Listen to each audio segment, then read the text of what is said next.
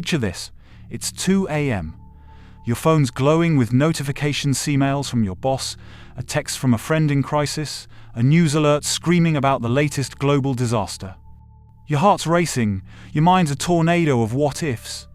And you're lying there staring at the ceiling, wondering how you're supposed to keep it all together. Sound familiar? Welcome to the storm inside, folks. The chaos that churns in every one of us in this hyper-connected, high-pressure, 21st century circus we call life. We've all felt it. The tightening in your chest when a deadline looms, the gnawing dread of a tough conversation you've been avoiding, the quiet panic when you scroll through social media and feel like everyone else has their act together, everyone but you. Anxiety, chaos, uncertainty. It's the soundtrack of modern existence. And let's be real, most of us deal with it by distracting ourselves. Binge-watching shows, doom scrolling, or pouring another cup of coffee black, of course, because we're too wired for cream. But what if I told you that this chaos, this storm inside, isn't something to run from? What if, instead of numbing it with Netflix or burying it under a pile of to-do lists, you could face it head-on and come out stronger? Not just surviving, but thriving, transformed even. That's where a wild, bearded, 19th century German philosopher comes in, Friedrich Nietzsche. Yeah, the guy with the mustache that could double as a broom and ideas so intense they'd make your therapist sweat. You've probably heard his most famous line, "He who fights with monsters should look to it that he himself does not become a monster." And if you gaze long into an abyss, the abyss also gazes into you. It's cryptic, it's dark, and it's plastered on everything from t-shirts to TikTok captions. But what does it really mean? Is Nietzsche warning us about the dangers of battling our inner chaos? Or is he daring us to dive in and wrestle with it? Spoiler alert, it's both, and it's going to take us on a wild ride into the uncharted depths of your soul. So, grab that black coffee, buckle up, and let's venture into the storm together. We're going to unpack Nietzsche's ideas, strip away the illusions we cling to, and figure out how to face the chaos inside without losing ourselves or turning into the very monsters we're fighting. Along the way, we'll dig into the wisdom of the ancient Greeks, stare into the abyss of anxiety, and even hear from Nietzsche's mad prophet, Zarathustra. By the end, you'll have a real, practical way to tackle the chaos of modern life. Ready? Let's dive in. Friedrich Nietzsche wasn't your average philosopher. He didn't sit in an ivory tower, sipping tea and pondering fluffy abstractions.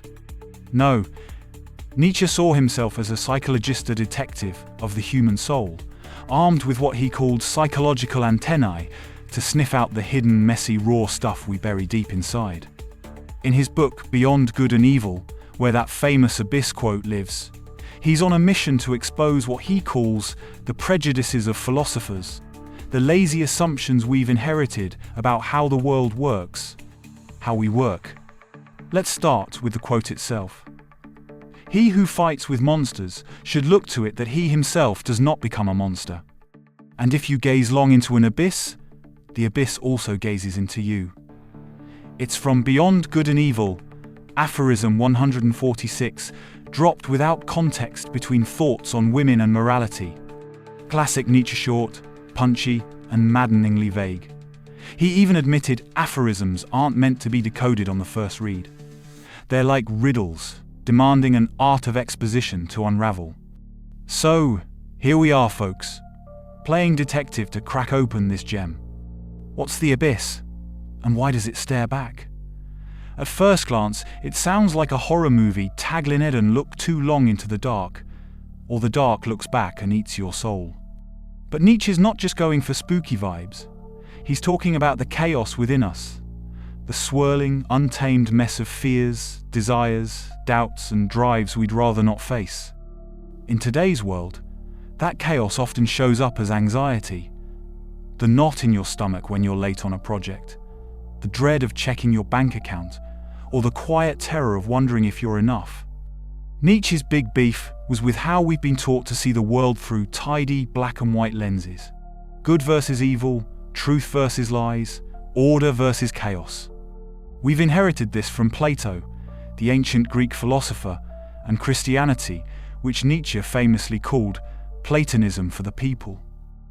We're trained to think chaos is bad, something to fix or flee.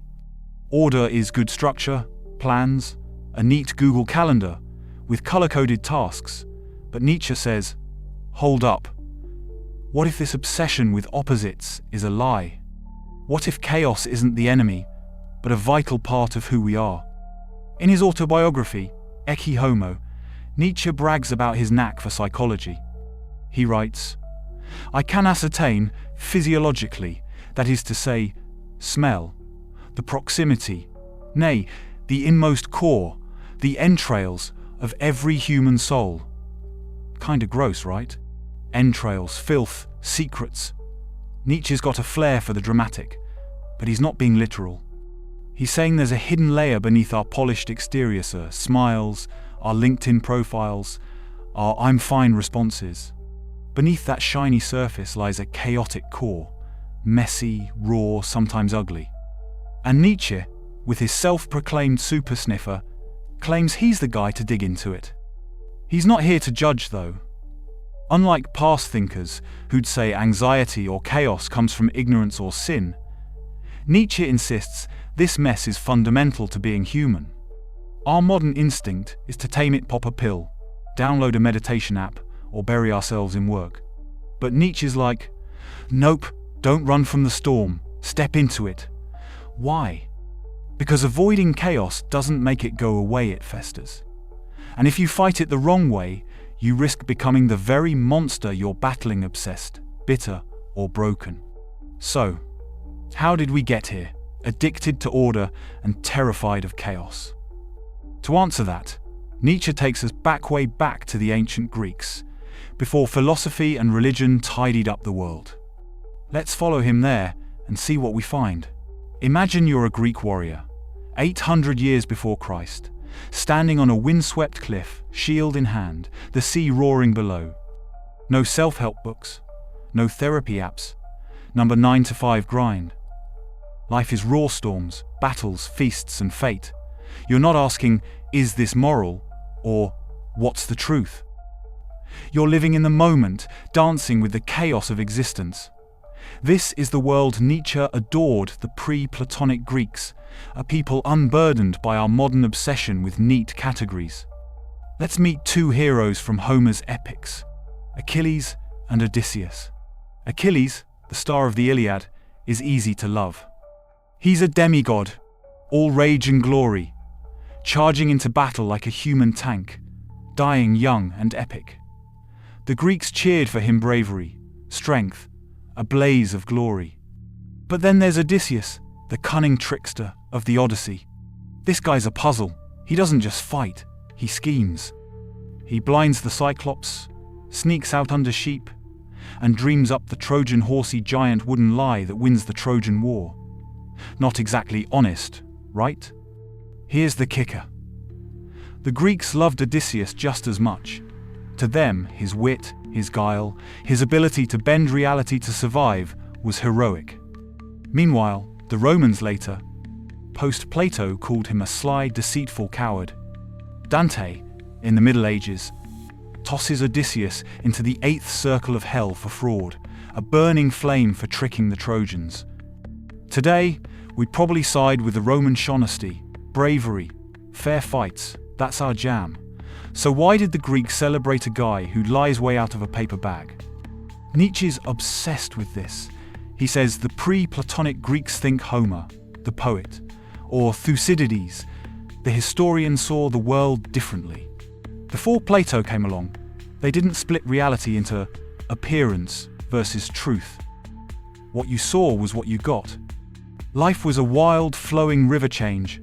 Conflict, beauty, and brutality all mixed together. Thucydides, in his History of the Peloponnesian War, doesn't sugarcoat it. People fight for power, glory, survival, no lofty ideals, just raw human drives. Then Plato crashes the party. Around 400 BC, he invents this game changer, the theory of forms. Suddenly, the messy world we live, in dirt, blood, Stormsis, just a shadow of a perfect world of forms. There's a perfect chair up there, a perfect good, a perfect truth. This world? A sloppy copy.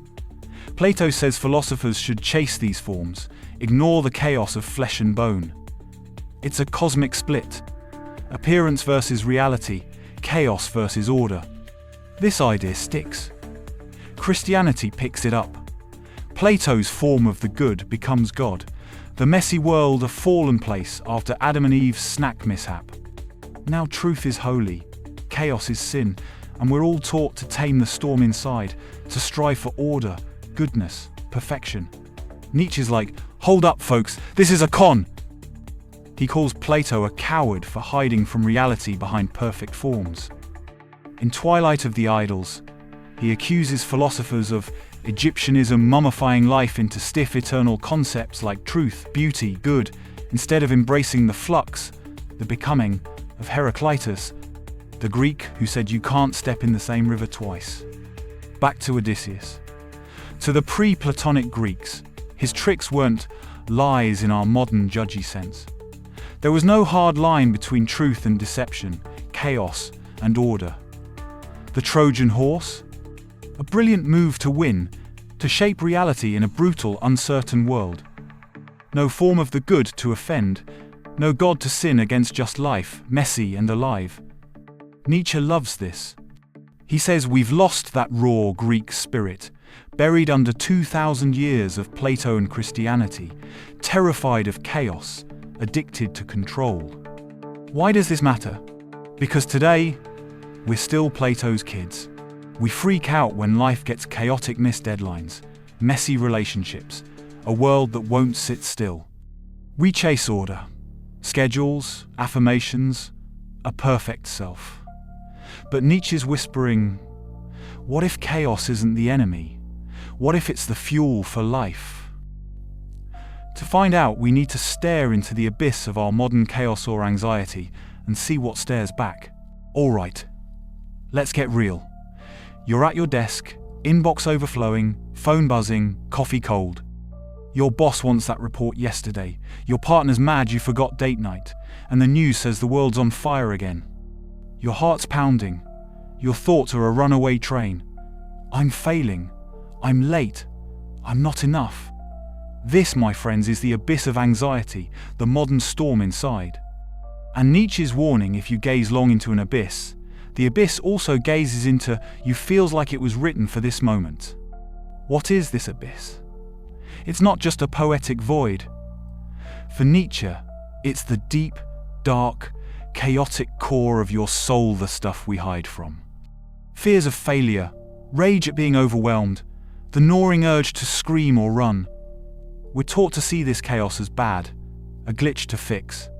Pop a pill, breathe deep, manifest positivity. Plato's legacy tells us order is good. Chaos is evil chase, the perfect, calm self, like some Instagram guru floating on a yoga mat. Christianity doubles down.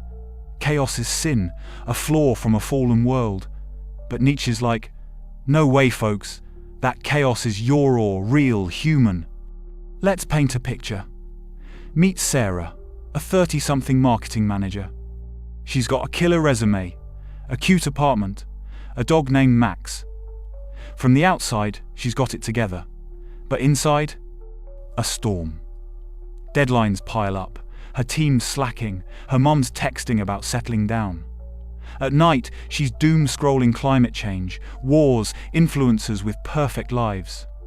Her chest tightens, sleep's a myth, and she's one email away from losing it. Sound like you? Maybe a little? Sarah tries to tame the chaos. She downloads a meditation app. Breathe in, breathe out. You're a calm ocean. She makes to-do lists, color codes her life, chugs energy drinks to power through. But the storm doesn't stop. Why? Because Nietzsche says, we've been lied to. Chaos isn't a bug, it's a feature. In Beyond Good and Evil, he attacks our belief in opposites, order versus chaos, good versus evil. We think calm is the goal, anxiety the enemy. But what if they're not opposites? What if chaos fuels growth, creativity, life itself? Think about it. That anxiety pushing Sarah to the edge? It's also what drives her to nail that presentation, to fight for a raise, to dream bigger. Nietzsche's not saying anxiety feels good, trust me, he'd get the 2 a.m. sweats. But he's saying it's baked into being human. In Ecce Homo, he talks about sniffing out the entrails of the soul, the messy, hidden drives we ignore. Anxiety, fear, frustration, they're not mistakes. They're part of the wild, flowing river of life, the Heraclitean flux the Greeks embraced. Here's the danger though. When Sarah fights this chaos, stays up all night, snaps at her team, or numbs out with wine, she risks becoming the monster.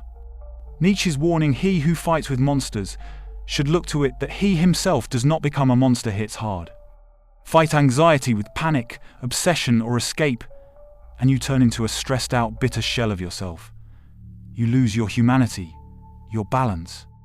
And when you stare into that abyss of worry, it stares back, mirroring your fear, amplifying it, daring you to lose control. Nietzsche's not saying give up. He's saying face honestly, bravely. Don't hide behind Plato's perfect forms or fake positivity. The pre-Platonic Greeks didn't flinch at life's mess. Odysseus wrestled storms, tricked monsters, danced with chaos. Sarahand, you can too. But how? That's where Nietzsche's vision of a new psychology comes in. One that dives into the depths, not to slay the chaos, but to harness it. Let's explore. So, we're staring into the abyss of anxiety, and it's staring back. Scary? Sure. But Nietzsche's not here to spook us. He's here to light a path, a radical, wild path toward a psychology for the modern soul. In Beyond Good and Evil, he calls it a psychology of the depths, a way to confront the chaos within without the baggage of Plato or Christianity. No more splitting the world into neat boxes, calm versus chaos, good versus bad. It's time to rethink everything. Nietzsche saw himself as a trailblazer. In Ecce Homo, he boasts, "The voice which speaks in my works is that of a psychologist who has not his peer." Big claim, but here's why. Past thinkers, philosophers, priests, even early psychologists dodged the messy stuff. They blamed chaos on ignorance, thanks Plato, or sin, cheers Christianity. Feeling anxious? You're uneducated, or fall and fix it with reason or prayer. Nietzsche's like, that's nonsense. In Thus Spoke Zarathustra, he calls these folks improvers of mankind, obsessed with taming us, cutting out the bad parts like surgeons snipping away at a wild beast. He gives a brutal example in Twilight of the Idols. Look at a wolf versus a pug. The wolf's fierce, untamed, alive. The pug? Cute, sure, but weak, docile, a shadow of its wild roots. Moralists, churches, even self-help gurus try to improve us like that tame the chaos, make us safe, predictable, mediocre. But Nietzsche says, stop! That chaos, your anxiety, your restless energy isn't a flaw. It's fuel, it's life. Here's his big idea. Forget being, embrace becoming. Plato and his heirs loved being fixed, eternal concepts like truth, good, calm. They mummified life, Nietzsche says, froze it into ideals we can't touch. But Heraclitus, the pre-Platonic Greek, saw reality as a river always flowing, changing, chaotic. Your soul's the same, a swirl of drives, fear, ambition, doubt, passion clashing, dancing, pushing you forward. Anxiety isn't a defect. It's a drive, a signal you're alive, striving, becoming. Let's go deeper.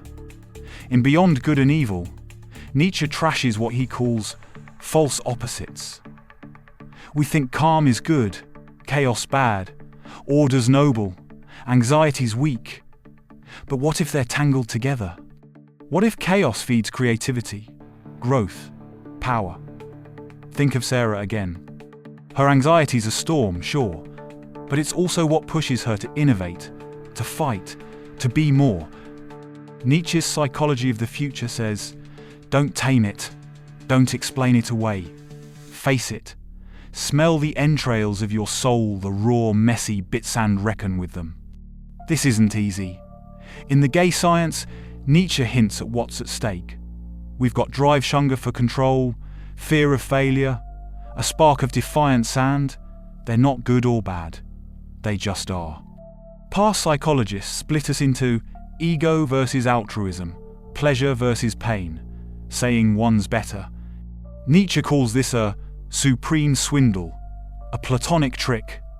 Your anxiety, your chaos, isn't separate from your strength, it's part of it. A psychology for the modern soul embraces the whole package, the storm and the calm, the light and the dark. But here's the catch: stare into that abyss, and it stares back. Nietzsche's warning rings true. Wrestle with your chaos, but don't let it swallow you. Fight your inner storm with panic or rage, and you become the monster snapping at friends, burning out, losing yourself. The trick? Confront the chaos with courage, not to slay it, but to channel it. This takes us to one of Nietzsche's wildest insights: our love for chaos, our craving for power. Let's dive in. Now we're getting to the juicy stuff. Nietzsche doesn't just say chaos is part of us, says we crave it. Deep down, we're not the tame, orderly creatures we pretend to be. We're wild, hungry, drawn to the storm. And at the heart of that hunger, power. Not just power over others, but power over life, over ourselves, over the chaos. This is Nietzsche's big idea, hinted at in the gay science, and later exploding into his famous will to power. Buckle up, because this is where things get real and maybe a little uncomfortable. Let's start with a story. Imagine Jake, a guy in his 20s, fresh out of college. He's got an entry-level job, a cramped apartment, and dreams of making it. But life's a mess, bills pile up, his boss is a jerk, his dating life's a disaster. Jake's anxious, restless, pacing at night, feeling the world's weight. He tries to fix it. Works late, hits the gym, posts hustle quotes online. But the chaos grows: doubt, anger, a burning urge to break free. Sound familiar? We've all been Jake, chasing control in a world that won't sit still. Nietzsche's got news for Jake and us. In The Gay Science, he writes, "We exercise our power over others by doing them good or by doing them ill. That is all we care for." Ouch, right? Nietzsche's peeling back the mask.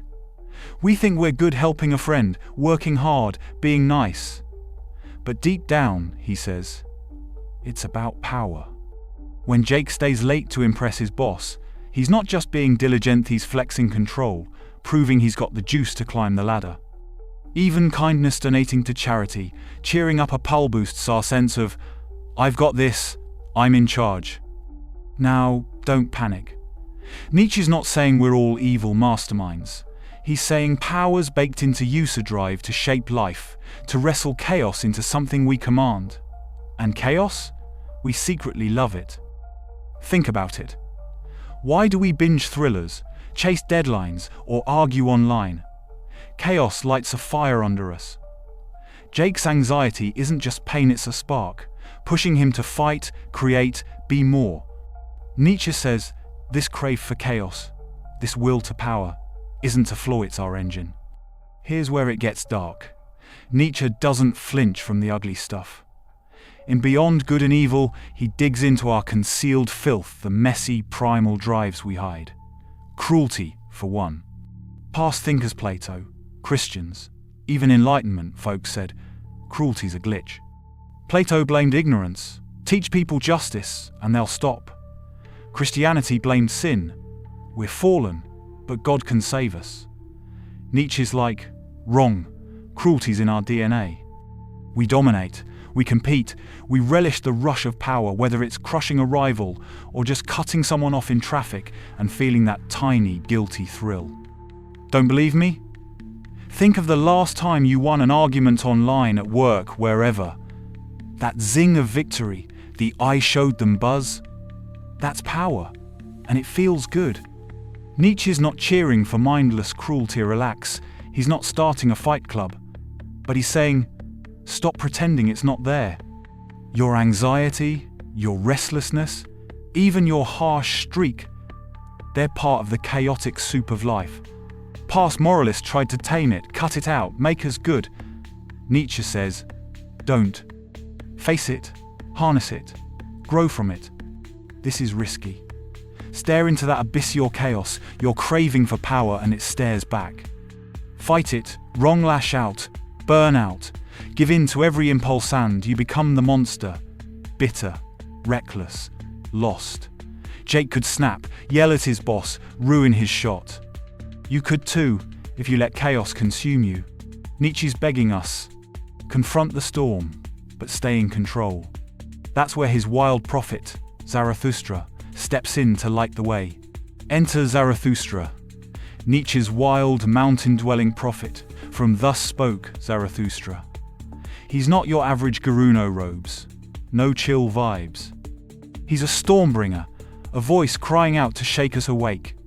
Zarathustra's got a message for us.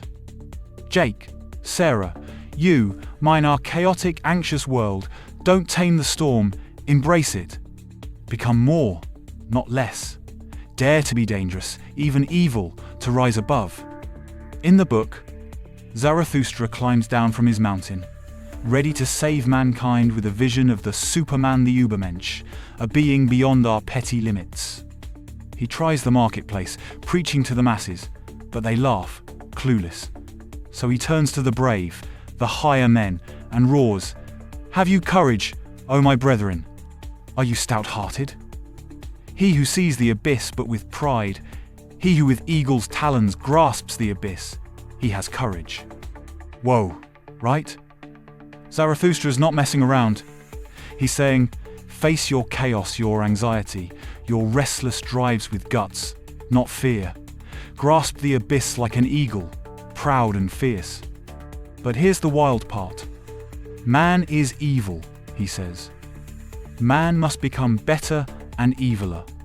The evilest is necessary for the Superman's best. Evil? Really, Nietzsche? Chill. Folks, she's not telling us to rob banks or start bar fights. He's using evil to shock us, to smash our Platonic Christian boxes. Remember our Greek friends. To them, chaos, cunning, even a dash of ruthlessness weren't bad. They were life-raw, vital, untamed. Zarathustra's echoing that. Your anxiety, your hunger for power, your wild streak aren't flaws to fix. They're fuel for growth. The Superman isn't some perfect, calm saint. It's a being who embraces the whole mess storm, and calm, good, and evil, and forges something greater. Let's unpack this. Nietzsche hates how we've split the world, virtue versus vice, order versus chaos. In Beyond Good and Evil, he asks, in spite of all the value which may belong to the true, the positive, and the unselfish, it might be possible that a higher and more fundamental value for life generally should be assigned to pretense, to the will, to delusion, to selfishness and cupidity.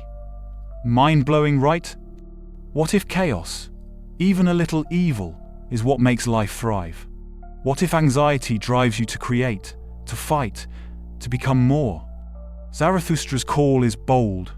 Become eviler, not to destroy, but to live fully. Embrace the storm inside.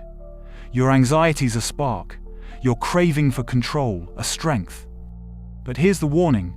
He who fights with monsters should see to it that he does not become a monster. Don't let the storm swallow you. Don't fight chaos with chaos napping, raging, collapsing. Grasp it with eagle's talons, with pride, with power. Resist the urge to go full beast, but don't tame yourself into a pug either. Think of a tightrope walker. Zarathustra loves this image. You're balancing over the abyss, chaos below, wind howling, fall, and you're lost. But walk with courage, feel the storm, and you cross to something superhuman. Nietzsche's not done yet, though.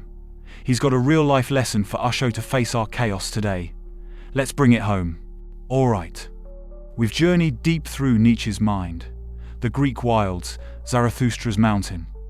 We've stared into the abyss of anxiety, felt it stare back. Now, let's land this plane.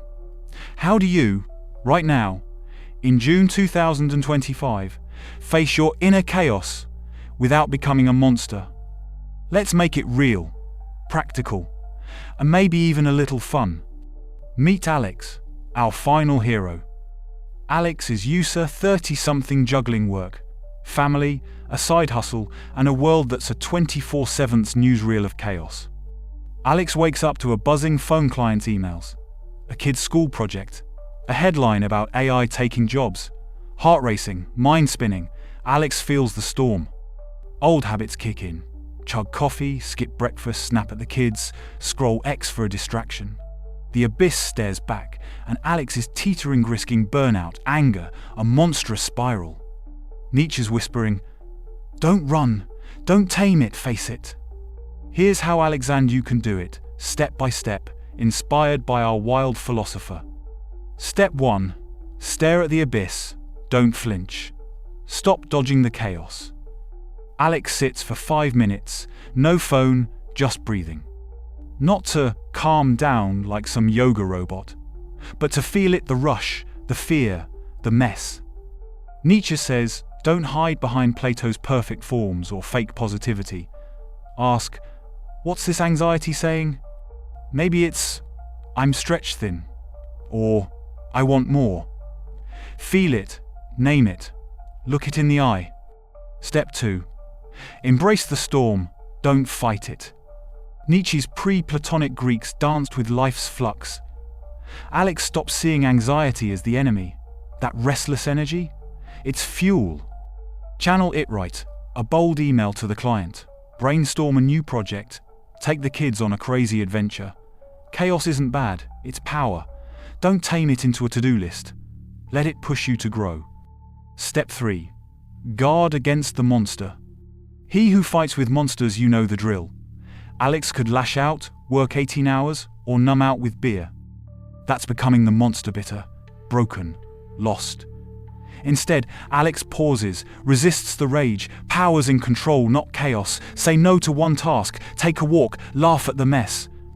Nietzsche loved nobility, think chemistry. Noble elements don't react wildly. Be steady, not a slave to every urge. Step 4. Become more, not less. Zarathustra's call: become eviler, wilder, alive. Alex leans into the chaos, pitches a risky idea at work, admits fear to a friend, dreams big. Not reckless, but bold.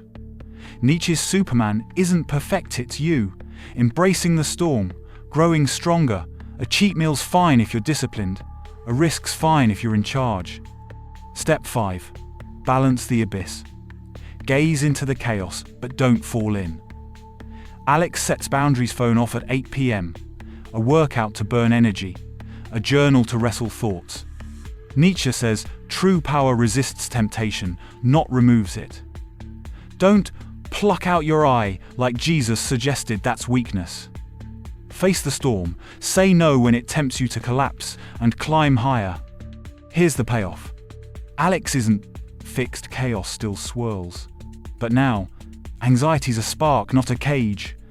A big pitch lands, the kids laugh, life feels alive. You can do this too. Next time your inbox explodes or the world's too loud, don't run. Stare at the abyss, feel the storm, channel it with courage.